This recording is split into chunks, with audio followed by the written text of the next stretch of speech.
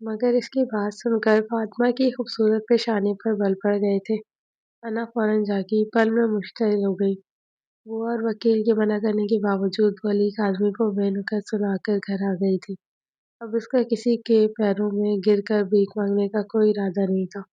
وہ صرف اور صرف اپنے رب سے دعا گو تھی کہ انہیں اس مشکل سے نکال لے۔ سردی پہلے کی نسبت کچھ بڑھ گئی تھی۔ پوری کائنات استراحت ٹھیکو تھی، نم تاریک نائن بلب کی روشنی میں ڈوبی ہوئی تھی۔ ایسے پرسکون اور تاریک ماحول میں وہ اپنے کمرے میں بے قرار روح کی مانند مضطرب اور پریشان چکرا رہی تھی۔ نائٹ بلب کی نیلنگو روشنی کمرے کے پرسکون ماحول کو خوابناک اور طلسم زدہ بنا رہی تھی۔ گلابی کلر کے ڈھیلے ڈھالے نئے ڈریس میں ملبوس ریشمی بال پشت پر بکھرائے حسین چہرے پر آنے والے کل کی پریشانی اور اندیشے سمیٹے کسی اور جہاں کی مخلوق لگ رہی تھی۔ نیلی سحر انگیز آنکھیں متورم اور سرخ لگ رہی تھی۔ چہرے کی سرخی میں خوف اور اضطراب کی سفیدی میں شامل ہو چکی تھی۔ باوجود کوشش کے وہ پیسوں کا انتظام نہیں کر پائی تھی، بلکہ اس کے پاس تو اپنے ملازمین کو دینے کے لیے تنخواہیں بھی نہیں تھیں۔ پھر انہیں کیا ضرورت پڑی تھی کہ وہ مفت میں کام کرتے، تو آج شام کو چوکیدار سرور اور اس کی بیوی امینہ معذرت کر کے چلے گئے تھے۔ کل کا سورج نہ جانے کیا رنگ لانے والا تھا۔ ظفر کاظمی کی طرف سے دی گئی وارننگ کا کل لاسٹ ڈے تھا۔ کل وہ پولیس کو لے کر آتا، اپنی رقم کو مطالبہ کرتا اور نہ ملنے کی صورت میں یقیناً گھر سے بے گھر کر دیتا۔ اس کا دل ابھی سے بیٹھا جا رہا تھا۔ چھت چھن جانے کا خوف کیسا ہوتا ہے، یہ اسے اب سمجھ آ رہا تھا۔ بوا نے کھانا بنایا تھا مگر دونوں نے نہیں کھایا تھا۔ مون کو تو کھلا دیا مگر خوف کی وجہ سے دونوں کے الگ سے ایک نوالا تک نہیں اترا۔ کئی بار اس نے علی کاظمی کی پیشکش پر غور کیا مگر دل کسی صورت ہار ماننے پر راضی نہ ہوا۔ یا اللہ میں کیا کروں، کہاں جاؤں، مجھے ڈر لگ رہا ہے۔ وہ ڈھیلے انداز میں بیٹھ گئی اور بھیگا ہوا چہرہ دونوں ہاتھوں میں چھپا لیا۔ بابا آپ نے مجھے تنہا کر دیا، میں کس کس محاذ پر اکیلی لڑوں۔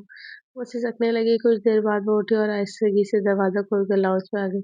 وہاں نیمن اندھیرا تھا۔ اپنے دروازہ کھول کر کوریڈور عبور کرتے وہ باہر لان میں آ گئی۔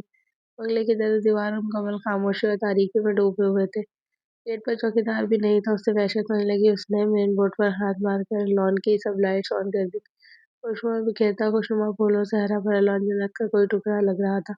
یہ سارے پھول مالی کے ساتھ اس نے خود اپنے ہاتھوں سے لگائے تھے۔ لان کے وسط سنگ مرمر کا جدید فوارہ دلکش انداز میں پانی اچھالتا آنکھوں کو قائل کر رہا تھا۔ کہیں یہ چھوٹی سی جنت اس سے چھننے والی تھی، یہ خیال آتے ہی اس کی سانسیں رکنے لگیں۔ وہ بے دم انداز میں وہاں رکھی پلاسٹک کی کرسی پر بیٹھ گئی۔ رات کے اس وقت جب پورا گھر سنسان پڑا تھا، کوئی مرد نہیں تھا۔ تحفظ کے لیے صرف 2 عورتیں اور ایک بچہ تھا۔ پہلی بار اسے اکیلے ہونے کا ڈر نہیں لگ رہا تھا بلکہ خوف تھا تو صرف اور صرف بے گھر ہونے کا۔ فاطمہ تم یہاں کیوں بیٹھی ہو؟ اسی وقت اس نے اپنے پیچھے آواز سنی تو گردن موڑ کر دیکھا تو رحمت بوا تھی۔ اس وقت جتنا خوف اضطراب فاطمہ کے چہرے پر تھا، اس سے کہیں زیادہ ان کے چہرے پر تھا۔ یہ بھر کے دیکھ رہی ہوں اس گھر کی در و دیوار کو بوا، کیا پتا کل کا سورج طلوع ہوتے ہی ان در و دیوار سے باہر کر دیا جائے ہمیں۔ وہ ڈبڈبائی آنکھوں سے دیکھتے آپ دیدہ ہو کر بولی، اللہ سے اچھی امید رکھو فاطمہ، کیا پتا وہ کوئی وسیلہ پیدا کر دے۔ بوا بھی وہیں بیٹھ گئی۔ وہ ابھی بھی مکمل مایوس نہیں ہوئی تھی۔ رات کا باقی حصہ ان دونوں نے وہیں لان میں بیٹھے بیٹھے گزار دیا۔ صبح کی پہلی اذان ہوئی تو رحمت بوا نے اسے اندر جانے کو کہا۔ اس کے بعد سورج نکلنے تک وہ دونوں جائے-نماز پر بیٹھی دعائیں مانگتی رہیں۔ 7 بجے بوا نے ہلکا پھلکا ناشتہ تیار کیا۔ فاطمہ کا معدہ اگرچہ خالی تھا لیکن ٹینشن کی وجہ سے بھوک بالکل مر چکی تھی۔ بوا کے ساتھ پر اس نے چائے کا کپ اور بریڈ کے چند پیس زہر مار کیے۔ آج وہ ان کو ابھی انہوں نے اسکول نہیں بھیجا۔ 7:30 بجے جب وہ نرس کو فون کر کے بابا کی خیریت معلوم کر رہی تھی تو اس نے گیٹ کی بیل بجتے سنی۔ اس کا دل ایک لمحے کو سکڑ کر پھیلا۔ رحمت بوا کی آنکھوں میں بھی خوف نظر آیا۔ پھر وہی ہوا جس کا ڈر تھا۔ ظفر کاظمی وکیل اور کچھ پولیس والوں کو لے آیا تھا۔ ورشہ ہونے کے باوجود بھی دونوں کے پیر تلے زمین نکل گئی۔ عزتیں سماجتیں کچھ کام نہ آئی۔ ظفر کاظمی فرعون کا روپ دھارے ہوا تھا۔ اس کی ایک ہی رٹ تھی کہ اس کے پیسے ابھی کے ابھی ادا کیے جائیں یا پھر گھر اس کے حوالے کیا جائے۔ باقی فاطمہ کو اس نے آنکھوں ہی آنکھوں میں اشارہ کیا جس کا مطلب وہ اچھی طرح سمجھی تھی۔ اس وقت اس کا دل چاہ رہا تھا کاش ایک قتل کی اجازت ہوتی تو وہ اس کمینے انسان کا کر دیتی۔ اس کے چہرے پر چڑھا ہمدردی، اچھائی اور شرافت کا نقاب اب اتر چکا تھا۔ پولیس والوں نے ان کا سامان باہر پھینکنے کی دھمکی دی تو مجبوراً ان کو گھر چھوڑنا ہی پڑا۔ صرف کپڑوں سے بھرے 2 سوٹ کیس تھے جن میں چھوٹے سوٹ کیس میں رحمت بوا کے چند جوڑے تھے جبکہ بڑے والے میں فاطمہ اور مون کے کپڑے تھے، جبکہ قیمتی فرنیچر، گاڑی سمیت باقی سارا سامان ظفر کاظمی کی کسٹڈی میں چلا گیا تھا۔ وہ دونوں ستے ہوئے چہروں کے ساتھ سامان اٹھائے مرے مرے قدموں سے سڑک کنارے چل رہی تھی۔ مون درمیان میں تھا۔ اس کا چہرہ بھی اترا ہوا تھا۔ 9 سال کا سمجھدار بچہ تھا وہ۔ کچھ سمجھ نہیں آ رہا تھا کدھر جائے۔ کوئی آسرا، کوئی جائے پناہ نظر نہیں آ رہے تھے۔ رشتے دار یا جاننے والے کوئی تھے نہیں۔ अब हम कहाँ जाएंगे आप ही। चलते चलते थक कर वो रुका और मुड़कर फातिमा से सवाल किया। फातिमा ने जवाब देने के लिए रहमत बुआ की तरफ देखा तो ठिठक गई। रहमत बुआ लंबे लंबे सांस लेते दिल पर हाथ रखते फुटपाथ पर बैठ रही थी। क्या हुआ बुआ? फातिमा ने फौरन सूटकेस नीचे रखा, उनकी तरफ लपकी उन्हें दोनों हाथ से सहारा देना चाहा, मगर वो बेजान होकर सड़क पर गिर सी गई। फातिमा के हाथ पैर फूल गए। वो जोर जोर से उन्हें आवाज देते हुए उठाने की कोशिश करने लगी। ये हाल देखकर कुछ लोग भी रुक गए। इनमें एक गाड़ी वाले साहब सबसे पहले आगे बढ़े। क्या हुआ इन्हें बेटा? उन्होंने रहमत बुआ की तरफ देखते हुए इस्तफसार किया। पता नहीं अचानक बेहोश हो गई। वो रोते हुए बोली, उन्हें हॉस्पिटल ले जाना होगा, आप उन्हें मेरी गाड़ी में ले आए। कहकर उन्होंने फौरन अपनी गाड़ी का पिछला दरवाजा खोला। फातिमा ने उन्हीं की मदद से रहमत बुआ को पिछली सीट पर लेटाया। उस आदमी ने सूटकेस खुद ही उठाकर डिग्गी में डाले, उन्हें कुछ फासले पर मौजूद हॉस्पिटल ले आया। रहमत बुआ को इमरजेंसी वार्ड में ले जाया गया। फातिमा उनका हाथ पकड़े बाहर कॉरिडोर में बैठी रही। वो अनजान मेहरबान डेढ़ उम्र का आदमी भी साथ मौजूद रहा। आधे घंटे बाद रहमत बुआ को कमरे में शिफ्ट कर दिया गया। उन्हें एंजाइना का हल्का सा अटैक हुआ था। कुछ एहतियात और मेडिसिन के साथ डॉक्टर्स ने जाने की इजाज़त दे दी। उस शख्स ने जब एड्रेस मांगा वो उन्हें उनके घर ड्रॉप कर देगा, तो वो आंसुओं पर काबू न रख पाई और इस अनजान मेहरबान आदमी ने सब कुछ कह गई। किस तरह उसके बाप के बिजनेस पार्टनर ने घर हथिया लिया। वो शख्स कुछ देर अफसोस करता रहा और फिर उन्हें अपने घर चलने की दावत दी, मगर फातिमा ने इनकार करते हुए कहा, आपको बहुत बड़ा एहसान होगा अगर कोई घर किराए पर ढूंढ दे तो। कोई प्रॉपर्टी डीलर उसका दोस्त था जिसने 1 घंटे के अंदर अंदर फ्लैट का इंतजाम कर दिया था। कुछ देर बाद वो उन तीनों को फ्लैट पर ले आया। किराया कुछ ज्यादा था, मगर फातिमा के पास सिर्फ 30,000 रुपए की रकम थी। फातिमा ने जब पैसे दिए उससे ये पता चला कि कल पैसे ही उसके पास इतने हैं, तो उसने वापस कर दिए और अपनी जेब से 6 मंथ का इकट्ठा किराया अदा कर दिया। फातिमा से कहा, जब वो कोई नौकरी ढूंढे तो थोड़े थोड़े करके उससे अदा कर दे। फातिमा की खुददारी को ये बात गवारा तो नहीं थी, मगर हालात ने इस हद तक मजबूर कर दिया था कि वो एक अनजान शख्स से बदल लेने में मजबूर थी। एहसन कमाल नामी वो शख्स उसे अपना कॉन्टैक्ट नंबर देकर चला गया ताकि किसी भी मसले की सूरत में उससे राब्ता कर सके। वो मर्दों का एक ही रूप देख चुकी थी कि उनकी मेहरबानियों के पीछे उनकी गर्ज पोशीदा होती है। जैसा कि ज़फ़र काज़मी ने दिखाया था, उस अजनबी आदमी से भी उसे यही ख़ौफ़ लायक हो रहा था कि बिना किसी मतलब कोई किसी पे एहसान, ख़ास तौर पर मर्द किसी औरत की मदद नहीं करता। मगर इसके अलावा उसके पास कोई ऑप्शन नहीं था। अब उसे जल्द से जल्द कोई अच्छी जॉब ढूँढनी थी, जिससे उस शख़्स का उधार भी वापस किया जा सके, घर का खर्च भी चल सके और बाबा के इलाज के लिए हॉस्पिटल के अख़राजात भी बर्दाश्त किए जा सकें। मगर सवाल ये था, तालीम उसकी अधूरी थी। एमएससी का सिर्फ एक सेमेस्टर पास, जिसमें भी एक पेपर एब्सेंट, यानी डिग्री उसके पास सिर्फ बीएससी की थी। उस डिग्री की फीस उससे ज़्यादा से ज़्यादा थी। प्राइवेट स्कूल में 60,000 की नौकरी मिल सकती थी। 60,000 से उसके अखराजात पूरे होना नामुमकिन नहीं था। रहमत बुआ को एक कमरे में बिस्तर पर लेटाकर वो फ्लैट का जायजा लेने लगी, जो एक लिफ्टन के इलाके में वाक़ था और समंदर से कुछ दूरी पर था। मुकम्मल फर्निश्ड था। वहाँ रखा फर्नीचर खासा कीमती लग रहा था। एहसन कमाल ने उसे बताया था जिस शख्स का ये फ्लैट है वो इमरजेंसी में 5 साल के लिए अमेरिका शिफ्ट हो गया था और जाते वक्त इस प्रॉपर्टी डीलर के ज़िम्मे लगाया था कि वो जल्द से जल्द इसे रेंट पर दे दे। क्योंकि वो शख्स खुद वहाँ रहता था, इसलिए उसका सारा सामान वहाँ पड़ा था। 2 बेडरूम्स, एक ओपन लाउंज और किचन पर मुश्तमिल वो फ्लैट अच्छा खासा कुशादा था। वहाँ तंगी का एहसास नहीं होता था। जिस चीज़ ने उसे ज़्यादा हैरान किया था वो था राशन से भरा हुआ किचन। लगता था मालिक मकान नहायत ही जल्दी में वहाँ से निकला था, तभी राशन तक छोड़ गया था। फातिमा ने जायज़ा लिया। वो राशन कम से कम 6 महीने के लिए उन 3 बंदों पर काफ़ी था। फ्रिज खोला तो उसमें काफ़ी सारा गोश्त पड़ा था। उसने बुआ के लिए चूल्हे पर यखनी चढ़ा दी और खुद अपने लिए मुंतखब करदा बेडरूम में आ गई। नून लाउंज में सोफे पर बैठा उसके मोबाइल पर वीडियो गेम खेल रहा था। अपने बेडरूम में आकर उसने सूटकेस खोलकर अलमारी में अपने और मोज़े के कपड़े तरतीब से रखे। उस काम से फारिग होकर उसने सामने लगा पर्दा खींच कर हटाया तो एक बहुत ही कुशादा खिड़की थी, जिसे खोलते ही ठंडी हवा के झोंके पूरे कमरे में चकराने लगे। ये फ्लैट जो कि समंदर के करीब साहिल पर था, इसलिए खिड़की में से समुद्र की ठंडी हवा आ रही थी, जो सिर्फ इस कमरे तक महदूद नहीं थी, बल्कि तेज चक्कर चलने की सूरत में लाउंज तक आती थी। बुआ को यखनी खिलाकर और दवाई देकर सुला दिया और खुद बाबा को देखने के लिए हॉस्पिटल आ गई। आने से पहले वो मून को काफ़ी सारी नसीहतें करके आई थी कि जब तक वो ना आए दरवाज़ा नहीं खोले। यहाँ से हॉस्पिटल कुछ दूर था। खुशकिस्मती से उसे फौरन टैक्सी मिल गई। वो आधे घंटे बाद हॉस्पिटल पहुँच गई। पापा को देखकर वो ज़ब्त हो बैठी उनके सराहने बैठी ज़ारू कतार रोती रही। तब तक बैठी रही, रोती रही, जब तक नर्स ने आकर ये नहीं कहा कि उसे डॉक्टर बुला रहे हैं। मिस फातिमा, मुझे अफ़सोस से कहना पड़ रहा है, आपके फ़ादर के केस में कोई इम्प्रूवमेंट नहीं हो रही। मुझे डर है कि शायद कोमा से कभी बाहर ही ना आ सके, क्योंकि एक्सीडेंट में उनकी बॉडी को इंटरनल तौर पर बहुत ही नुकसान पहुँचा है। लेकिन नाउम्मीद ना हो सकता है वो अचानक ही कभी कोमा से बाहर आ जाए। वो जो पहले ही बुरे हालात का शिकार थी, डॉक्टर की बात सुनकर मज़ीद डर गई। डॉक्टर की एक और बात ने तो रईसा की कसम भी पूरी कर दी जब उसने कहा मेहरबानी फरमा कर हॉस्पिटल का तमाम बिल पे कर दीजिएगा। क्योंकि इसकी दानिश में ज़फ़र काज़मी इस वाक़ये से पहले बिल पे कर चुका था। जब उसने यही बात रिसेप्शनिस्ट पे बैठी लड़की से पूछी तो उसने जो कहा उसे मज़ीद सुनकर शॉक लगा। मैम बहुत दिन पहले उन्होंने बिल की अदायगी के लिए हॉस्पिटल इंतज़ामिया को चेक दिया था। शायद हॉस्पिटल के एमएस ने जानने वाले थे, इसीलिए अभी कैश भी नहीं हुआ था कि दूसरे दिन उन्होंने मनसूख करवा दिया और कहा कि बिल पेशेंट की बेटी यानी आप अदा करेंगी। फातिमा को ज़फ़र काज़मी की मुनाफ़िक़त पर बड़ा अफ़सोस हुआ। बिल ने तो उसकी कमर ही तोड़ कर रख दी थी। पूरे 2 लाख ढूँढवाए आँखों के साथ वो सदमे से आप में पकड़े बिल को देख रही थी। इतना ज़्यादा बिल उसके मुँह से निकला। मैम महँगा हॉस्पिटल है, ट्रीटमेंट, ऑपरेशन, आपके फ़ादर की देखभाल करने वाली नर्स की फ़ीस सब कुछ है इसमें। रिसेप्शनिस्ट ने रसानिया से कहा, अच्छा अभी मेरे पास इतने पैसे नहीं हैं, कल आकर पे करूँगी। धीमे लहजे में कहकर वो हॉस्पिटल से निकल आई। चारदीवारी से अकेली बाहर निकलने वाली औरत आज भी इतनी महफूज़ है जितनी कुछ सदियों पहले थी। घर से मजबूरन बाहर कदम निकालने वाली औरत भाई की दुनिया पर छाए हुए भेड़ियों की मानंद मर्दों के लिए बगैर टिकट के दिलचस्प सामान होती है। जो माँ बहन बेटी के मुकद्दस रिश्ते से निकल कर सिर्फ और सिर्फ दिलकश महकता हुआ फूल बन जाती है, जिसे तोड़ने और मसलने के लिए लोग मौके की तलाश में रहते हैं। ऐसे बेगैरत और घटिया ज़हन के मर्द ना तो मुसलमान कहलाने के हकदार होते हैं और ना ही इंसान। उसका अंदाज़ा आज अब्दुर्रहमान को हुआ। आइए मिस, हम आपको ड्रॉप कर देंगे जहाँ आप कहेंगी। फातिमा ने नागवारी से देखा। 2 लड़के जो करीब सड़क किनारे वाक़ई दरख्त के नीचे खड़े और देर से उस पर घटिया फ़िक्रें उछाल रहे थे। ना मालूम कहाँ से येलो कैब ले आए थे। उनमें से एक उसके करीब आकर कार में बैठने की फरमाइश कर रहा था। फातिमा ने घबरा कर देखा, स्टॉप पर रश कम हो चुका था। कुछ मर्द खड़े शायद बस का इंतज़ार कर रहे थे। उनमें से कुछ तो आपस में बातों में मगन थे, जबकि कुछ उसकी तरफ यूँ शौक से देख रहे थे गोया किसी फ़िल्म की शूटिंग हो रही हो। सूरत-हाल तो समझ रहे थे मगर बेहिस्सी और लाताल्लुकी जैसे उनका ख़त्म हो रही थी। कोई मदद को तैयार ना था। आप लोग जाएँ, मैंने बस पर जाना है।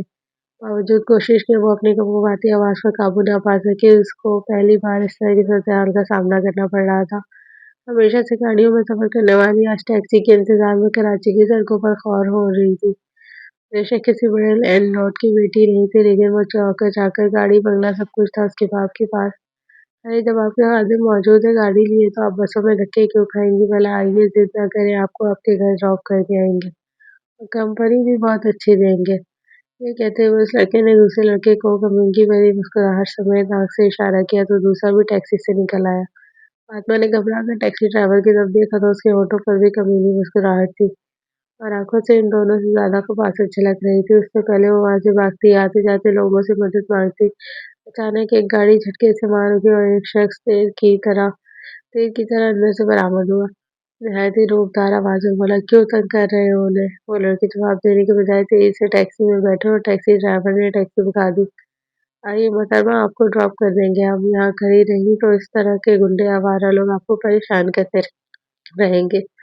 उन गुंडों को रफूचक्कर होते देखकर वो साकित खड़ी फातिमा अब्दुर्रहमान से मुखातिब हुआ, जिसके चेहरे पर अब हैरानगी की जगह गुस्सैले तासुरात नमूदार हो रहे थे। आइए ना, खड़ी क्या सोच रही हैं? वो नरमी से बोला। फातिमा ने गुस्से से उसे देखा। वो फुरकान था, आहिर खान का मैनेजर। नो थैंक्स, उसने नागवार लहजे में कहते हुए रुख फेर लिया। जिस शख्स की वजह से वो उस हाल तक पहुंची थी, उसके किसी आदमी का एहसान कैसे ले लेती भला? देखिए, अकेली लड़की के लिए इस तरह सड़क किनारे खड़े रहना ठीक नहीं। एक गुंडे गए हैं तो कुछ देर में दूसरे आ जाएंगे, फिर क्या करेंगी आप? उसे समझाने की कोशिश की। वो अकेला नहीं था, ड्राइवर के अलावा अहिल का गनमैन भी था साथ। तो आपको इससे क्या? आप कौन होते हैं मेरी फिक्र करने वाले? एक गुंडे आए या 10 आए, आपको फिक्र करने की कोई ज़रूरत नहीं, क्योंकि आपके इस घटिया ज़लील बॉस से बड़ा गुंडा हमारे पूरे मुल्क में नहीं है। वो ज़हर-ख़म लहज़े में गुर्राई पर कान खामोश रहा। समझाने का फ़ायदा नहीं था, वो उसके बॉस से बुरी तरह बदगुमान थी। सामने से आती टैक्सी को उसने हाथ के इशारे से रोका। टैक्सी उसके करीब आकर रुक गई, तो उसने फातिमा की तरफ इशारा करते हुए टैक्सी ड्राइवर से कहा, इन मैडम को जहाँ जाना है अपने फादर छोड़ा। टैक्सी ड्राइवर ने सर हिलाया और फातिमा की तरफ देखकर कहा, मौजूबाना अंदाज में कहा, आइए मैडम, आपने जहाँ जाना है छोड़ाऊँगा। वो तज़ब्ज़ुब में मुब्तला हो गई। आया उसका एहसान ले या ना ले, क्योंकि देख चुकी थी कि टैक्सी आहिल खान के मैनेजर के इशारे पर ही रुकी थी। आइए मैडम, यहाँ इस टाइम टैक्सी मुश्किल से मिलती है। इसे हर रोज़ खड़े देखकर अपनी टैक्सी ड्राइवर ने चिल्लाकर कहा। मजबूरन नैना को मारकर उसे टैक्सी में बैठना पड़ा। फिर दिल को तसल्ली भी दी कि सिर्फ टैक्सी ही तो रोकी है, किराया तो नहीं दिया। ये कोई एहसान नहीं, भी है ना, मसला तब होता अगर वो किराया भी टैक्सी वाले को देता। तो ये तसल्ली काफ़ी थी कि किराया तो वो खुद देगी। उसने गहरी सांस लेकर करवट बदली। शाम का सुनहरी रूप बिखर रहा था। ऊपर के उस पार डूबते सूरज का मंजर खुली खिड़की से उसके सामने था। समुद्र से आने वाली ठंडी बर्फबाश हवा के झोंके कमरे के माहौल को खुशगवार किए हुए थे। सर्दियों की खुश्क शाम में किसी किसी करीब उलमर ज़ेब की वीरान और उदास आंखों की तरह होती है। कभी उस उदासी में सुकून इत्मीनान होता है तो कभी वीरानी बोझल खामोश इस हद तक मुस्तरब और बेकरार कर देती है कि इंसान का दिल करता है सब कुछ छोड़ छाड़ कर किसी ऐसी सुनहरी सुंदर ख्वाबों वाली दुनिया में पहुंच जाए जहाँ हर तरफ प्यार से गुनगुनाते झंडे हो, खुशी से सरशा और लहलाते सब्जे हो और शौकियाँ करते खिलखिलाते फूलों की बहकार हो, इतर बेज हवाएं हो, साफो शफाफ बहती नदियों में चांदी का अक्स नजर आता हो, कोई दुःख कोई परेशानी ना हो, सिर्फ और सिर्फ सुकून हो, मगर ऐसे सिर्फ सोचा जा सकता है। ऐसे ख्वाबों की ताबीर बहुत मुश्किल से मिलती है। ख़यालात और ख्वाबों की दुनिया बड़ी रंगीन और दिलकश होती है, तिलस्म और शरबत की तरह, जहाँ खुद को बहलाने के लिए वक्ती तौर पर हकीकत से फरार हासिल करके इंसान कुछ लम्हे अपनी पसंद के गुजार लेता है, मगर आँख खोलने के बाद हकीकत आदमखोर मगरमच्छ की तरह मुँह खोले मुंतज़िर होती है। इससे किसी तौर फरार मुमकिन नहीं होता। उस सर्दी की शामें उसके लिए उदास ही नहीं परेशानी भरी थी बल्कि जॉर्जेट के सूट में मलबूस और बेतरतीब सी बेड के दरमियान पड़ी थी। ब्राउन गोल्डन हल्की बाल तकिए पृष्ठ पर बिखरे हुए थे। खूबसूरत नीली आंखें हद मामूल भीगी हुई थी। गुलाबी दिलकश होठों पर परेशानी और इज़्तिराब जैसे सब धोकर रह गया था। शगुफ्ता शादाब चेहरे पर खिज़ा छाई हुई थी। एक ख़्याल ज़हन में आया तो उठकर तेज़ी से अलमारी से अपना बैग निकाला। बैग में से अपना पर्स बरामद किया और उसे खंगालने लगी। कुछ देर बाद मतलूबा चीज़ हाथ लगी तो आँखों में उम्मीद की हल्की सी किरण पैदा हुई। और डायमंड की रिंग थी जो सायरा अब्दुर्रहमान ने अमेरिका जाने से पहले उसे दी थी कि अगर ज़िंदा वापस आई तो लेगी वरना अपने पास रख ले। डायमंड की रिंग थी तो यकीनन महँगी होगी। उसको बेचकर हॉस्पिटल का बिल चुकाया जा सकता था। उस उम्मीद ने उसके अंदर तमन्नाई भर दी थी। अलमारी से अपनी चादर निकाली, रिंग को पर्स में डाला और कमरे से बाहर आ गई।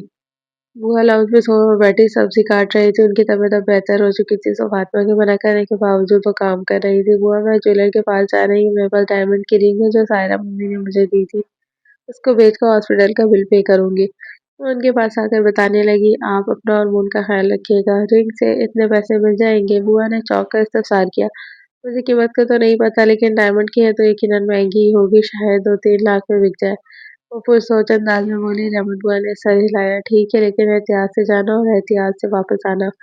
जहाँ सड़कों पर लोग लूट लेते हैं, वो फिक्रमंदी से बोली। ओके बुआ, आप दरवाज़ा बंद कर लीजिएगा। अमून आपके कमरे में बैठकर पढ़ रहा है, उसको बाहर मत जाने दीजिएगा। वो चादर को अपने गिर अच्छी तरह लपेटते हुए बोली। चादर ओढ़ने के बाद कुछ सोचकर उसने ग्रीन कलर का मास्क भी मुंह पर लगा लिया। कल वाला तजुर्बा काफी था, सो वो नहीं चाहती थी कि अब उसका चेहरा उसके लिए मजीद मुसीबत का बाइस बने। कल तो अहिल के मैनेजर ने आकर उन लफंगों को भगा दिया था, मगर दूसरी बार भी कोई हेल्प के लिए आए ये जरूरी तो नहीं था। तो इसे खुद ही एहतियात करनी थी। खुद को चेहरे समेत अच्छी तरह ढककर वो बाहर निकली तो रहमत बुआ ने दरवाजा बंद कर दिया और लाउंज में बैठकर सब्जी काटने लगी। वो मुझे बाहर क्रिकेट खेलने के लिए जाना है। इसी वक्त मून अपना बैट उठाए चला आया। सबकी देखा देखी वो भी उन्हें बुआ ही बोलता था। और नहीं बेटा, तुमने बाहर नहीं जाना, तुम्हारी आप ही मना करके गई है। बुआ के साफ इनकार पर उसने मुंह बिछोड़कर कहा, प्लीज बुआ, जाने से मुझे जल्दी आ जाऊंगा, आप ही को पता नहीं चलेगा। आखिरकार मून की जिद पर वो मजबूर हो गई। ठीक है, जाओ, लेकिन सिर्फ थोड़ी देर के लिए और कहीं दूर मत जाना। नीचे जो साथ में ग्राउंड है वहीं खेलना। उन्होंने तंबिया के साथ जाने की इजाजत दी। ओके, वो खुश होकर बाहर निकल गया। मून के जाने के 10 मिनट बाद इतलाई घंटी बजी तो वह हैरान हुई। अरे, इतनी जल्दी वापस भी आ गया ये लड़का।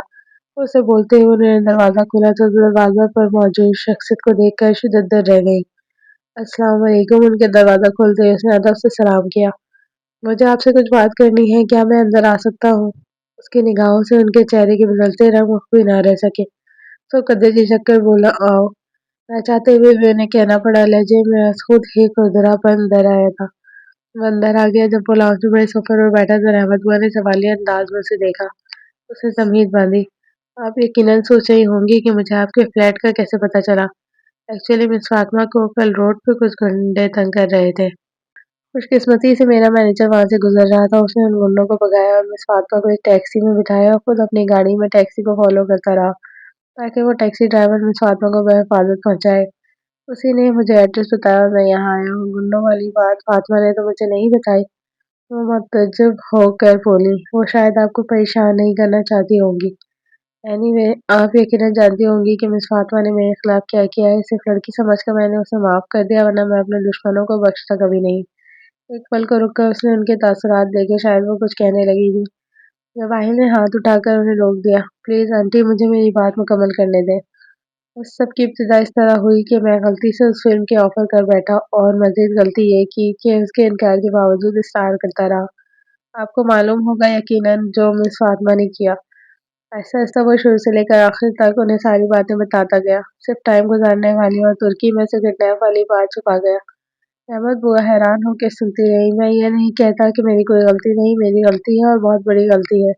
इब्तिदा मुझसे हुई लेकिन इंतहा मुझ फातिमा ने कर दी। उन्होंने मुझ पर इर्तिज़ा हसन के कत्ल का इल्ज़ाम लगाया। यहाँ तक कि अपने फादर के एक्सीडेंट का इल्ज़ाम भी मुझ पर लगा दिया। मैं इस दुनिया में सबसे ज़्यादा प्यार अपनी माँ से करता हूँ। उनकी कसम खाकर कहता हूँ ये सब मैंने नहीं करवाया, लेकिन उसकी नज़रों में मैं मुजरिम हूँ। वो समझती है ये सब मैंने करवाया है। मेरी एक फिल्म के ऑफर ने इसे मुझसे पसंद कर दिया। बहुत बुरा इंसान समझती है वो मुझे। मानता हूँ बहुत सी खामियां हैं मुझ में, लेकिन किसी की जान लेने जैसा घिनौना जुर्म नहीं कर सकता। मेरी कुछ गलतियों ने उसकी नज़रों में मुझे बुरा बना दिया। मैंने गुस्से में आकर उसे अगवा करना चाहा। ये दूसरी गलती सजद हुई मुझसे। इस पर मुझे बेहद पछतावा है। वो धीमे लहजे में एतराफ़ जुर्म कर रहा था। अहमद बुआ खामोशी से सुनती रही। आहिल ने गहरी सांस लेकर उनकी तरफ देखा और फिर कुछ तवक्कुफ के बाद बात का दोबारा आगाज किया। कुछ दिन पहले उसने मीडिया में जाकर मेरे बारे में जो कुछ कहा, जो संगीन इल्जामात लगाए। सच कहूँ तो शदीद गुस्सा आया था मुझे, बल्कि गुस्से से पागल हो गया था। मैं दिल कर रहा था उसे सबक सिखाऊं, मगर नामालूम क्या शय थी, कौन सा एहसास था जिसने मुझे अखलाकी तौर पर पस्त होने नहीं दिया।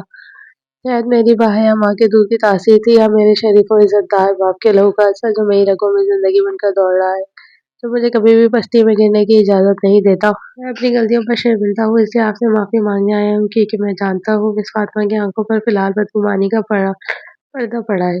जब तक उनकी बदगुमानी जाहिर नहीं हो जाती, वो मुझे माफ नहीं करेंगी। लेकिन आप तो कर सकती हैं। वो निदामत से नजर झुकाए हुए वह संजीदा लहजे में कह रहा था। बुआ ने बारीक बीनी से उसका जायजा लिया।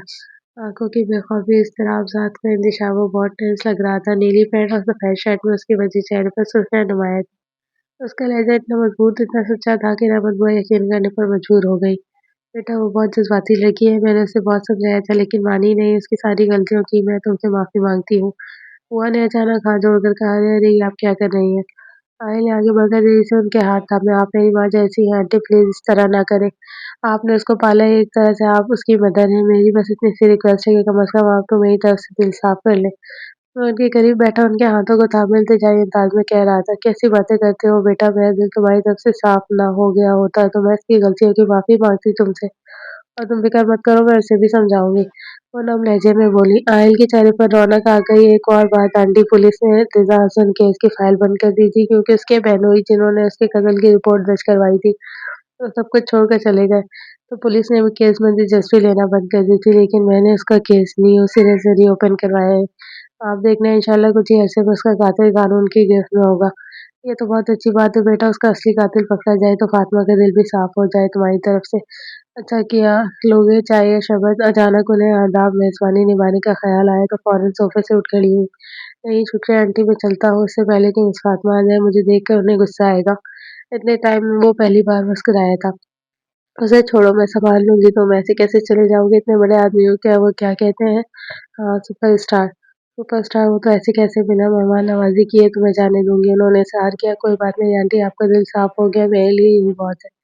आपके हाथ की चाय तो मैं उस दिन पीऊँगा जिस दिन आपकी बेटी का दिल भी साफ़ हो जाएगा। वो संजय से मुस्कुराते हुए बोला, जाते हुए रहमत बुआ के हाथ में अपना कार्ड थमा गया। ये किसी भी परेशानी की सूरत में उनसे लाज़मी कॉन्टैक्ट करें। रहमत बुआ ने वो कार्ड सँभाल के अपने पास रख लिया। फ़िलहाल फ़ातिमा को बताने का उनका कोई इरादा नहीं था, क्योंकि अगर उसे पता चलता कि आहिर खान आया था, तो वो लाज़मी भड़क जाती। 1.5 लाख की रिंग बिकी थी। अब नामालूम ज्वेलर ने अनाड़ी समझकर मौके से फ़ायदा उठाया था, या उसकी कीमत वाक़ई इतनी थी, वो जान नहीं पाई। हाँ, 50,000 अभी भी कम पड़ रहा था। 30,000 तो उसके पास न थे, बकिया 20,000 के लिए उसने अपनी सोने की चैन बेच दी। रकम लेकर जब वो हॉस्पिटल पहुंची तो नई हैरानकुन खबर मुंतज़िर थी, बिल कोई अदा कर चुका था। उसने कोशिश की पता करने की, मगर रिसेप्शनिस्ट पर बैठी लड़की ने लाइल्मी का इज़हार करते हुए कहा कि वो भी नहीं जानती उस बंदे का नाम। बाकी इंतज़ामिया को पता होगा, लेकिन उस शख्स की तरफ से उसका नाम ना बताने की ताकीद की गई है। तो बाबा को देखकर और कुछ वक़्त उनके पास गुज़ार कर वापस आ गई। 2 लाख हाथ में थे, अब उसका इरादा उस एहसन कमाल नामी बंदे को उसके पैसे लौटाने का था। उसका कॉन्टैक्ट नंबर निकाल कर कॉल मिलाई तो बंद मिला। कुछ देर ट्राई करते रहने के बाद उसने कॉल का सिलसिला मौकूफ़ किया कि बाद में कोशिश करेगी। बिल वाला मसला तो खुद ब खुद ही हल हो गया था, मगर बाकी मसाइल वही थे। पता नहीं किसने पे किया होगा, वो बहुत सोचती रही लेकिन कोई सिरा हाथ ना आया। काम उसने तैयार कर लिया था कि वो पता लगा कर रहेगी। फिर कई दिन तक वो डॉक्यूमेंट्स लिए नौकरी के लिए तलाश में मारी-मारी फिरती रही। कोई एक्सपीरियंस माँगता तो कोई इसकी कम तालीम पर एतराज़, बल्कि कुछ ने तो हुलिये पर भी एतराज़ किया क्योंकि उसने नकाब करना शुरू कर दिया था ताकि उसकी खूबसूरती उसके लिए मज़ीद मुसीबत का बाइस ना बने। मगर जिन-जिन लोगों ने उसकी कम तालीम और एक्सपीरियंस ना होने की बिना पर उसे रिजेक्ट किया था, वो अगर उसका चेहरा देख लेते तो यकीनन ये दोनों एतराज़ भूल जाते। मगर फिर इस तरह सूरत-ए-हाल में मुश्किलात कम होने के बजाय मज़ीद बढ़ जाती, क्योंकि वो देख चुकी थी कि किस तरह लोग अच्छी शक्ल देखकर राल टपकाने लगते हैं और हासिल करने को पागल हो जाते हैं। आइल खान की सूरत में सबसे बड़ी मिसाल उसके सामने थी। एक बात ने उसे हैरान और परेशान किया था और वो ये कि 1 हफ्ते से ज़्यादा हो गया था फ्लैट लेकर देने वाला आदमी एहसन कमाल गधे के सर से सींग की तरह गायब था। ना उसका नंबर ऑन मिल रहा था और ना दोबारा वो आया था। पता नहीं अब फिर पैसे लेने आता भी है या नहीं। बहरहाल फातिमा ने उसके पैसे अलग करके रख दिए थे कि जब वो आएगा तो उसे दे देगी। हालात में कोई बेहतरी नहीं आई थी। हज़ार कोशिश के बावजूद नौकरी तो नहीं मिली थी लेकिन हिम्मत उसने फिर भी नहीं हारी थी। खर्चे की टेंशन नहीं थी क्योंकि राशन मौजूद था घर में, लेकिन फिर भी सबसे बड़ी ज़रूरत नौकरी ही थी। मून की तालीम का हर्ज हो रहा था। पहले की तरह महँगा स्कूल तो अफ़ोर्ड नहीं कर सकती थी वो। तो उसने एक निस्बतन कम महँगे स्कूल जो कि नीम सरकारी था, वहाँ उसका एडमिशन करवा दिया, क्योंकि उनके फ्लैट से 20 मिनट की दूरी पर था। पहले 2 दिन तो वो खुद छोड़ने और लेने जाती रही, लेकिन फिर अहमद बुआ ने ये ड्यूटी अपने सर ले ली। उनका कहना था इस तरह उनकी वॉक हो जाएगी, जो कि उनकी सेहत के लिए ज़रूरी थी। ज़िंदगी कुछ हद तक मामूल पर आ गई थी, लेकिन जॉब का मसला जूँ का तू था। अब दफ्तरों को छोड़कर उसने छोटे-छोटे प्राइमरी स्कूल्स में किस्मत आज़मानी शुरू कर दी थी। बेशक वहाँ सैलरी बहुत कम मिलती, लेकिन कुछ ना होने से थोड़ा बहुत होना तो बेहतर था। उनके स्कूल जाने के 5वें रोज़ की बात है जब वो पहले की तरह एक स्कूल में इंटरव्यू देकर आई। फिर अहमद बुआ को रोते देखा। क्या हुआ बुआ? बूट कहाँ है? आप रो क्यों रही हैं? वो बुरी तरह घबरा गई थी। बेटा आज खाना बनाते हुए मुझे ज़रा देर हो गई थी, टाइम का पता नहीं चला। जब मैं मून को लेने स्कूल गई तो वो स्कूल में नहीं था। जब डासी ने बताया कि वो अकेला चला गया, मैंने बहुत ढूँढा मगर नहीं मिला। वो रोते हुए बताने लगी, फातिमा को महसूस हो रहा था बर्फ के तूफान में गुम व धँसती ही चली जा रही थी। अंदर ही अंदर बर्फ जैसे सर्द एहसास ने उसके जिस्म को इस कदर बेहिस मखलूस कर दिया था कि वो कुछ बोल ही नहीं पाई।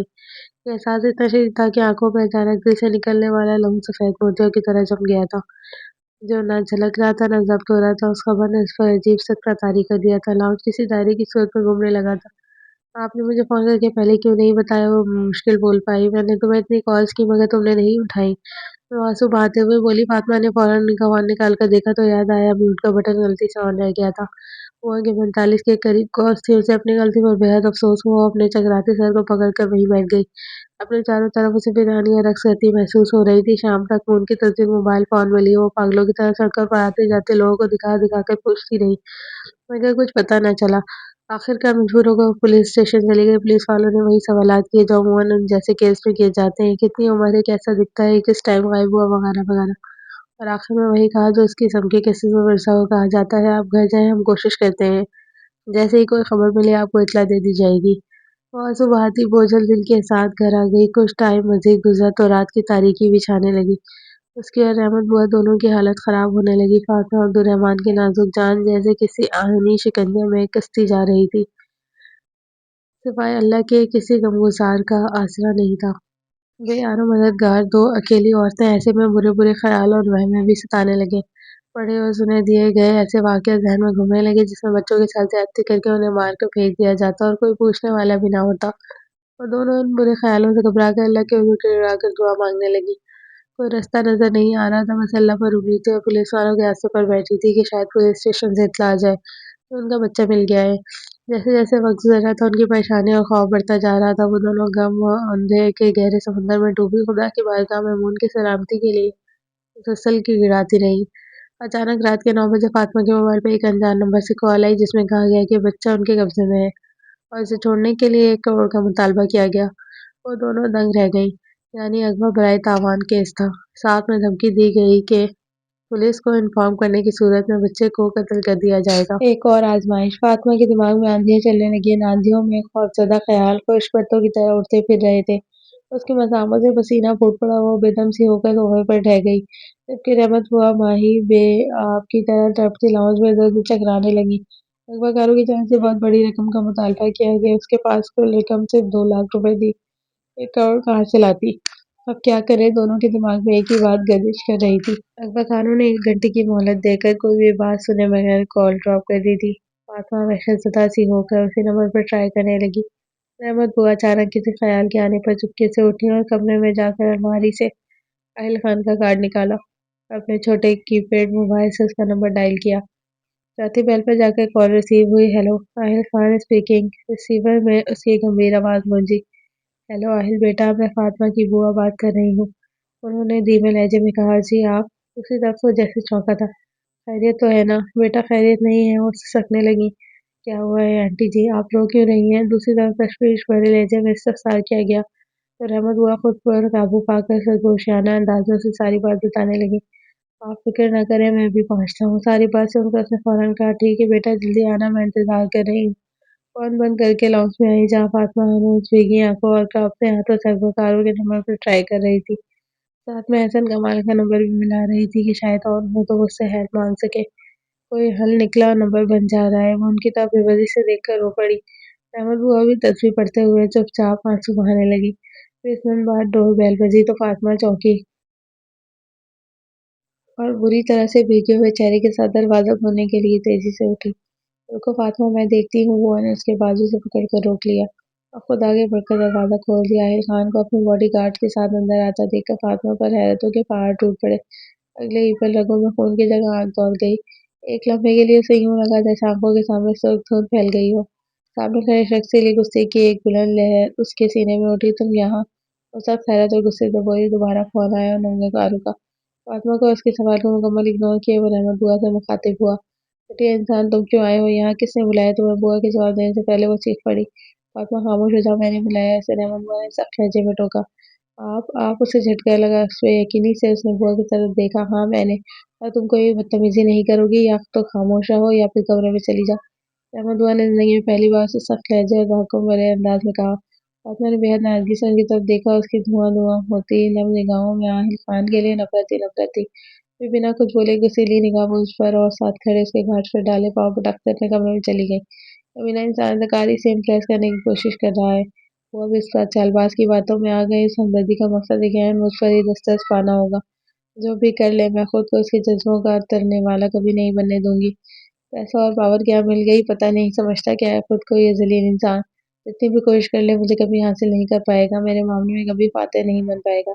उससे टकराएगा तो गुस्सा हो जाएगा। एक बार मूड खैरियत से वापस आ जाए, बताऊंगी मैं उसे कि फातिमा किस वाला का नाम है। उसने नए अज़्म से अपनी आंखें रगड़ी। जब लहरें सरकशी और बगावत पर आ जाएं तो साहिल की तमाम हिमतमी और जिद तोड़कर आगे बढ़ जाती हैं। फिर तबाही और बर्बादियां साहिल को साहिल बना देती हैं। वो अपने कमरे में 10 नजर टहलती बुरी तरह खोल रही थी, तलमला रही थी। उसका बस नहीं चल रहा था कि लाउंज में बैठे इन तमाम हालात के जिम्मेदार शख्स को जान से मार दे। साथ ही उसे बुआ पर गुस्सा भी आ रहा था, जिसने उसे बताए बिना शख्स से मदद मांग ली थी। लेकिन बुआ के पास का नंबर कहाँ से आया होगा? वो सोचने लगी, कहीं मून की किडनैपिंग में भी इसी का हाथ तो नहीं। अब पहली सोच को छोड़कर एक नया ख्याल ने उसके रगों पे सनसनी मामले में इश्ताल पैदा कर दिया। वो आंधी तूफान की माने दोबारा लाउंज में आई, जहाँ वो सोफे पर बैठा रहमत बुआ से मून के मुतालिक तफसीलात पूछ रहा था। मेरे भाई को तुमने अगवा करवाया है ना? उसने आते ही खड़े तेवरों से घुटे हुए हमेशा की तरह बिना सबूत के इल्जाम लगाया। बट वो सख्त मुतगय्यर होकर उसे देखने लगा। मेरे सामने ये घटिया एक्टिंग करने की जरूरत नहीं। उसे अपनी फिल्मों के लिए संभाल कर रखो। सीधी तरह शराफत से मेरे भाई को मेरे हवाले करो, वरना मुझसे बुरा कोई नहीं होगा। खुदा की कसम, बर्बाद करके रख दूंगी तुम्हें। वो उंगली उठाकर उसे वार्न करने लगी। जितनी सख्ती और तंजी उसके लहजे में थी, उससे ज्यादा कड़वाहट और तनफ्फुर उसके लफ्जों में था। फातिमा, बुआ ने सख्त नजरों से देखते हुए तंबी की। प्लीज बुआ, आप खामोश रहिए। मैं नहीं चाहती कि आपसे कोई बदतमीजी कर बैठूं। वो झिंझाकर बोली। हाँ, मेरा लिहाज क्यों करोगी तुम? मैं कोई तुम्हारी सगी माँ थोड़ी हूँ। जैसे उसे बेइज्जत कर रही हो, मुझे भी करो, क्योंकि मैंने ही तो बुलाया है उसे। अहमद बुआ अचानक मुंह पर दुपट्टा रखकर रोने लगी। फातिमा उनके इस इमोशनल सीन पर बौखला गई। वो अपने गुस्से को झटक कर फौरन आगे बढ़ी। सॉरी बुआ, प्लीज आप रोए मत। मुझसे गलती हो गई, प्लीज माफ कर दें। उसने उनके गले में अपना बाजू डालते हुए कहा। ठीक है, अगर तुम्हारे दिल में मेरे लिए जरा सी भी इज्जत है तो घर आए मेहमान से माफी मांगोगी। उन्होंने खामोश तमशाई बने खड़े आहिल की तरफ इशारा किया। क्या? वो पहुंच कर रह गई। अपने बाजू उनके गिस्से फौरन हटाए। आहिल की तरफ से मुकम्मल तौर पर रुख मोड़ लिया। सॉरी बुआ, मैं कोई माफी नहीं मांगूंगी किसी से। हाँ, अलबत्ता अब मैं कुछ नहीं कहूंगा। आप लोगों को जो करना है कीजिए, बस मुझे मेरा भाई सही सलामत चाहिए। अपनी बात कह के उनके तासुरात देखने के लिए रुकी नहीं और कमरे में आकर जायनमाज बिछाकर दुआएं मांगने लगी। बहुत जिद्दी हटजरा में जान से गुजर जाएगी मगर अपनी अना नहीं तोड़ेगी। जानता हूँ, डोंट वरी, आप घबराइए नहीं, मैंने कतई माइंड नहीं किया। इतने संगीन इल्जाम बर्दाश्त कर गया हूँ, ये इल्जाम से कुछ भी नहीं। वैसे भी मैं समझता हूँ ऐसी सूरत हाल में शक उसी पर ही जाता है जो हमारी नजरों में पहले ही मशकूक हो। एनीवे, इन लोगों ने क्या कहा था कि कितने बजे फोन करेंगे? वो पुकारों के मुतालिक पूछने लगा। 9 बजे कॉल आई थी उनकी। डेटा और 1 घंटे बाद का कहा था। आहिल ने जस्ट वॉच में टाइम देखा। 9 बज के 50 मिनट थे। 10 बजने वाले हैं, शायद कुछ देर में आ जाए कॉल।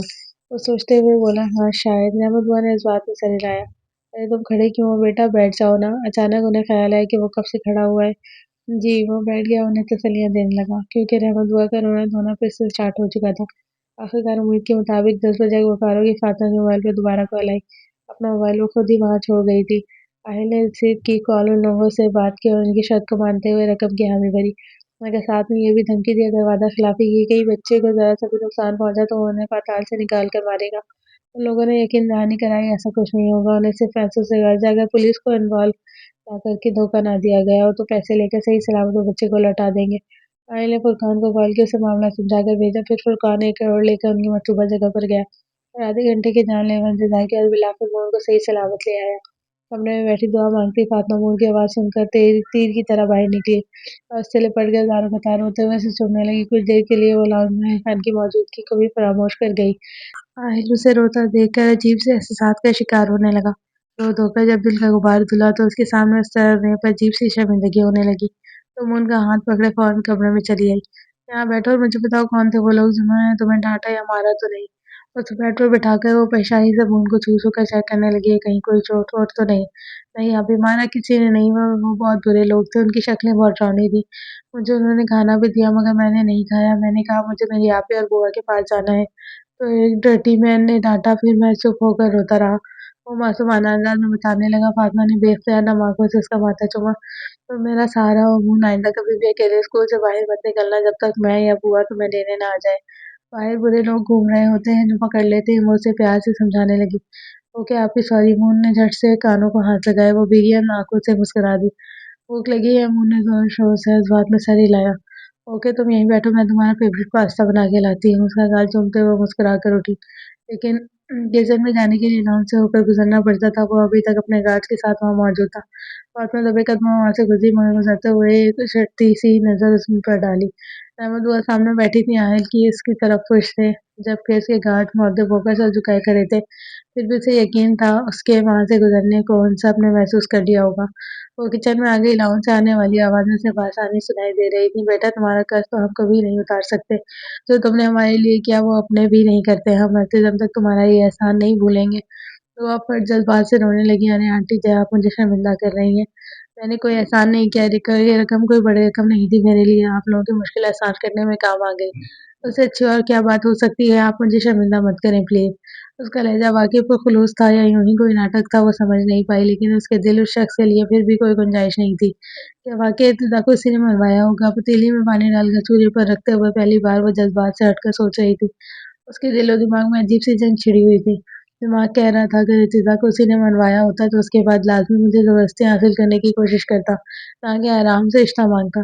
जबकि दिल कह रहा था ये इसकी कोई चाल हो सकती है। यूं भी एक्टर है तो एक्टिंग में तो माहिर होगा, हो सकता है सब अपनी पोजीशन क्लियर करने के लिए मेरे दिल में जगह बनाने के लिए कर रहा हो। उसे समझ नहीं आ रहा था दिल की सुने या दिमाग की। मुझे देखो, उसके सामने जज्बाती होकर इतने बुरे तरीके से रोने लगी। अचानक कुछ देर पहले का अपना रोना याद आया। वो पास्ते का पैकेट पतीली में अनमन डलते हुए सोचने लगी, क्या सोचता होगा मेरे बारे में। काम तो बड़े बड़े करती है पर अंदर से किस कदर बुजदिल और कमजोर लड़की है। उसके सामने नहीं रोना चाहिए था। उसने खुद को सर्जन किया। लाउंज से आवाजें आना बंद हो चुकी थी। उसने झाँक कर देखा, वो जा चुका था जबकि बुआ वहीं ईशा की नमाज अदा कर रही थी। वो गहरी सांस लेकर मून के लिए पास्ता बनाने लगी। ग्रैंड होटल का वसीअ अरीज हॉल लोगों से गजगज भरा हुआ था, जिसमें ज़्यादा तादाद मीडिया के नुमाइंदों की थी। फ्लैश लाइट्स का एक तूफान चमक रहा था। इरफान की फिल्म गैंगस्टर 2 का लॉन्चिंग प्रीमियर था। उस फिल्म का हीरो अगरचे अहल खान का भाई जैन सिकंदर खान था, मगर सबसे बड़ी बात ये थी कि फिल्म खान प्रोडक्शन हाउस के बिन बैनर तले बनी थी और डायरेक्ट और प्रोड्यूस भी आहिल खान ने की थी, इसलिए इतना चर्चा हो रहा था। गैंगस्टर 2 के ट्रेलर ने ये फिल्म शायकीन को अपनी तरफ मुतवज्जा कर लिया था, जबकि फिल्म का आइटम सॉन्ग यूट्यूब पर टॉप ट्रेंडिंग में चल रहा था। उम्मीद थी कि इस फिल्म में जैन खान की एक्टिंग शायकीन को मुतासिर कर सकेगी। प्रीमियर की तकरीब में आहिल खान के बहुत से फिल्मी दोस्त भी आए हुए थे। आहिल खान आ गए, आहिल खान आ गए, शोर समझ गया। 19 साल के इंडस्ट्री पर राज करने वाला खान हॉल में मौजूद सब मीडिया वालों के कैमरों का रुख आहिल की तरफ था। सियाह पैंट कोट में मनहूस सियाह गॉगल्स लगाए वो बेतहाशा हैंडसम लग रहा था। दाएं बाएं दोनों भाई जैन खान और अबीर खान थे, जबकि अली काज़मी समेत चंद और फ्रेंड्स भी साथ में मौजूद थे। हमेशा की तरह शायकीन बड़े शौक से और इश्तियाक से खान ब्रदर्स को देख रहे थे। सर, आपकी फिल्म का ट्रेलर बहुत ही हिट हुआ है, यकीनन फिल्म भी बहुत हिट होगी। आप क्या समझते हैं कितने करोड़ का बिजनेस करेगी? एक रिपोर्टर ने सवाल किया। उम्मीद तो 1000 करोड़ की है, उसने मुस्कुराकर कहा। मीडिया वाले समझ ना सके मजाक कर रहा है या सीरियस बोल रहा था, क्योंकि हीरो तो वो खुद था नहीं उसमें, तो क्या फिल्म 1000 करोड़ का बिजनेस कर पाती?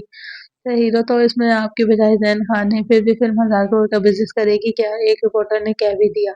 क्यों नहीं, मेरे भाई ने बहुत अच्छी एक्टिंग की है इसमें। उसने साथ खड़े जैन के कंधे पर मोहब्बत से हाथ रखा। वैसे भी उम्मीद तो अच्छी रखनी चाहिए। एनीवे लेट्स सी, मैं कंधे झुकाते हुए कहा और दूसरे रिपोर्टर की तरफ मुतवज्जा हो गया, जो सवाल पर सवाल कर रहे थे। उन रिपोर्टर्स को भुगताना भी एक जान जोखिम काम था, जिससे वो पिछले 19 सालों से निपटता आ रहा था।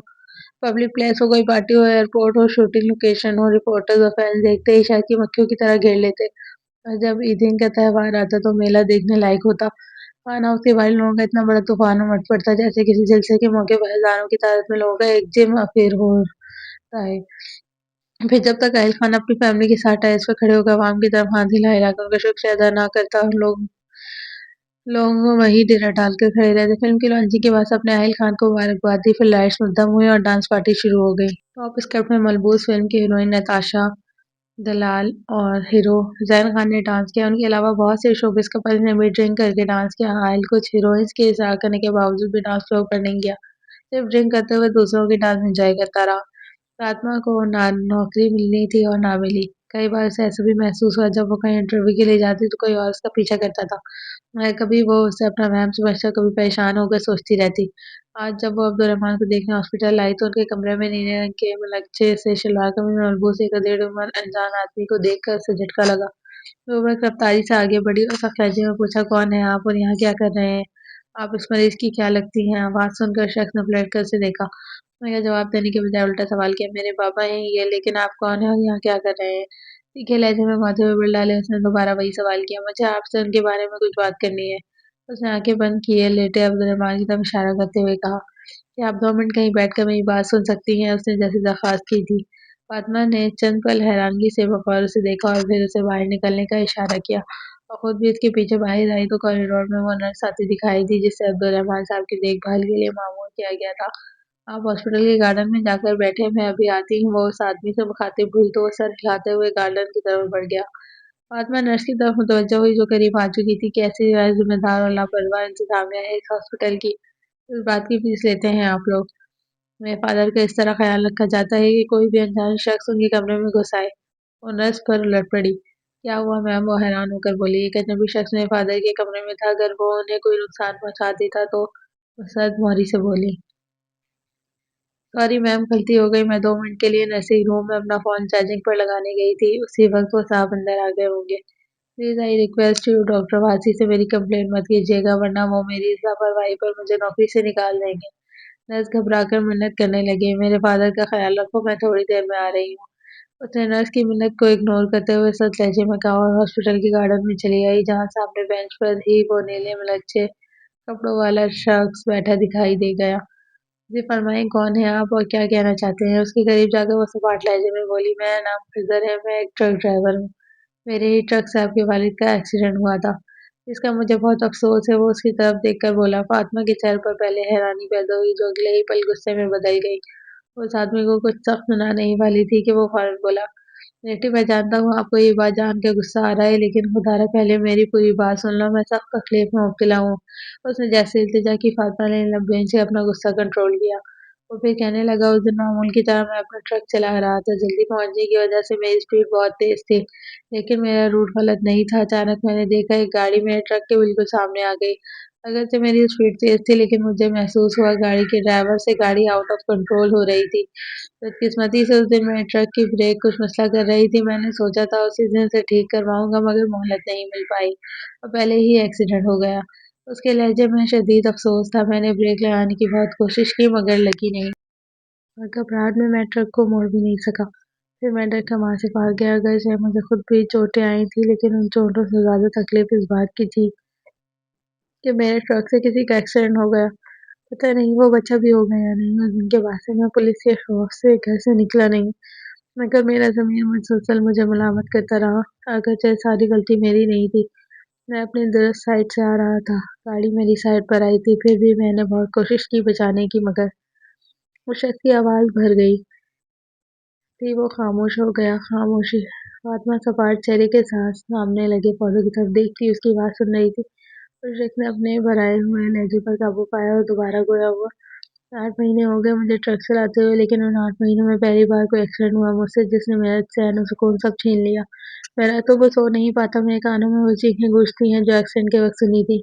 ड्राइविंग छोड़ दी मैंने, जिसका ट्रक था उसको वापस कर दिया, उस काम से हमेशा के लिए तौबा कर ली। बहुत मुश्किलों से मैं आपके वालिद का पता लगाकर यहाँ तक आया हूँ, ये जान कर के जिस आदमी का मेरे ट्रक से एक्सीडेंट हुआ वो कोमा में है। मेरी तकलीफ बढ़ गई। मैं आपसे हाथ जोड़कर मिन्नत करता हूँ बेटी, मेरी तकलीफ कम कर दो। अगर आपको होगी तो मैं अपने आप को पुलिस के हवाले करने को तैयार हूँ, मगर मेरी तकलीफ कम कर दो। तो बाकायदा रो रहा था। फातिमा शिद्दत रह गई। किसी अनजान आदमी को अपने बाप के लिए रोते देखकर वो और भी एक मर्द। उसे एहसास भी ना हुआ। आंसू की कतरे उसके शफाफ गुलाबी गालों पर बहने लगे। हम नामालूम शख्स को रोते देखकर बह रहे थे। इसकी बातें सुनकर या अपने बाप की तकलीफ को सुनकर वो साकित खड़ी थी। क्या कर सकती हूँ मैं आपकी तकलीफ कम करने के लिए? खासी देर बाद वो भीगे लहजे में बोली, मुझे माफ कर दो।